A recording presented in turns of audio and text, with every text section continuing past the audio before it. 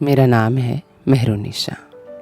आज हम महान उर्दू शायर एवं पाकिस्तान के राष्ट्रीय कवि, जिन्होंने सारे जहां से अच्छा हिंदोसिता हमारा के अतिरिक्त लब पे आती है दुआ बन के तमन्ना मेरी, गीत की रचना की थी। आज हम उन्हें पढ़ने वाले हैं। उनकी चंद शायरियाँ, उनके चंद नगमे, गज़लें और किस्से भी। उपनाम इकबाल था। वास्तविक नाम मोहम्मद इकबाल। उनका जन्म 9 नवंबर 1877 में हुआ था और उनकी मौत 21 अप्रैल 1938 लाहौर, पाकिस्तान में। इकबाल युग को पहचानने वाले और युग निर्माता शायर थे। उनकी शायरी एक विचार के ख़ास निज़ाम से रोशनी हासिल करती थी, जो उन्होंने पूरब व पश्चिम के सियासी, सांस्कृतिक, सामाजिक और आध्यात्मिक परिस्थितियों के गहन अवलोकन के बाद संकलित किया था। महसूस किया था कि उच्च मानवीय मूल्यों का जो पतन दोनों जगह मुखातिफ अंदाज में इंसानियत को जकड़े हुए है, उसका हल ज़रूरी है। आइए जानते हैं कि इकबाल के पास कितनी डिग्रियां थीं। अल्लामा इकबाल ने जब कैम्ब्रिज यूनिवर्सिटी से बीए कर लिया तो उनके बड़े भाई ने उन्हें लिखा कि अब बैरिस्ट्री का कोर्स पूरा करके वापस आ जाओ, लेकिन अल्लामा इकबाल का इरादा पीएचडी करने का था। इसीलिए उन्होंने भाई को लिखा कि कुछ रकम भिजवा दीजिए ताकि जर्मनी जाकर डॉक्टरी की डिग्री ले लूं। उन्हीं दिनों में वो एक रोज़ सियालकोट में अपने बेतकल्लुफ़ दोस्तों की सोहबत में बैठे हुए थे। किसी ने उनसे दरियाफ्त किया, क्यों शेख साहब, सुना है इकबाल ने एक और डिग्री ले ली है? उनके भाई ने जवाब दिया, भाई क्या बताऊं, अभी तो वो डिग्री पर डिग्रियां ही लिए जा रहा है। खुदा जाने उन डिग्रियों का इजरा कब होगा। यूँ तो हज़ारों किस्से मशहूर हैं, लेकिन जो दिलचस्प किस्से हैं वो मैं आपको ज़रूर सुनाऊंगी। जून 1907 में एक मुअज़्ज़िज़ खातून लेडी ने एक पार्टी दी, जिसमें इकबाल भी आमंत्रित थे।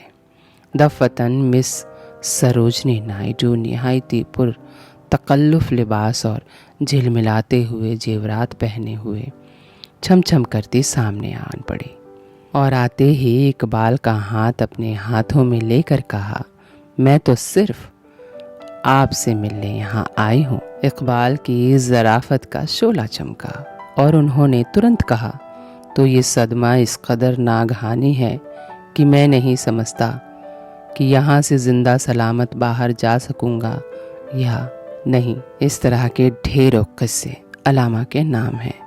तवाइफ से रिश्ता। अखबार वतन के एडिटर मौलवी इंशाअल्लाह खां अल्लामा के यहाँ हाजिर होते थे। उन दिनों अल्लामा अनारकली बाज़ार में रहते थे और वहीं तवाइफ़े आबाद थी।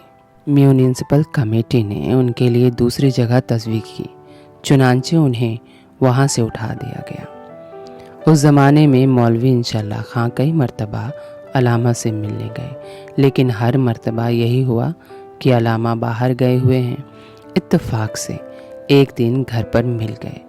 मौलवी साहब ने मज़ाहन कहा, डॉक्टर साहब, जब से तवाइफ़े अनारकली से उठवा दी गई है, आपका दिल भी यहाँ नहीं लगता। अल्लामा ने जवाब दिया, मौलवी साहब, क्या किया जाए, वो भी तो वतन की बहनें हैं। अल्लामा इकबाल तमाम उम्र इस्लाम की शान और मुसलमानों के बारे में शायरी करते रहे, लेकिन इस्लामी रिवाज के मुताबिक दाढ़ी नहीं रखते थे। एक मौलाना अपने एक मुकदमे में मशवरे के लिए उनके पास आते रहते थे। वे अपनी जायदाद से अपनी बहन को हिस्से से महरूम करना चाहते थे। अल्लामा को उस मुकदमे में कोई दिलचस्पी नहीं थी, लेकिन मौलाना फिर भी किसी न किसी सिलसिले में मशवरे के लिए आ धमकते और साथ ही इकबाल को नसीहत भी करते कि मुसलमान होने के नाते आपको क्या क्या करना चाहिए। एक दिन बोले कि आप आलिम दीन हैं और शरीयत के हामी, लेकिन आप दाढ़ी नहीं रखते हैं जो इस्लाम शियार है। अल्लामा इन रोज़ रोज़ के नसीहतों से तंग आकर बोले, मौलाना, आपकी तलकीन का मुझ पर बहुत अच्छा असर हुआ है और मैंने अहद किया है कि आपके साथ एक मुआहदा करूं। ये वजह है कि मुसलमान के मुंह पर दाढ़ी ना होना गलत है, लेकिन इस्लाम के मुताबिक बहन को विरासत से महरूम करना भी तो शरीयत के ख़िलाफ़ है।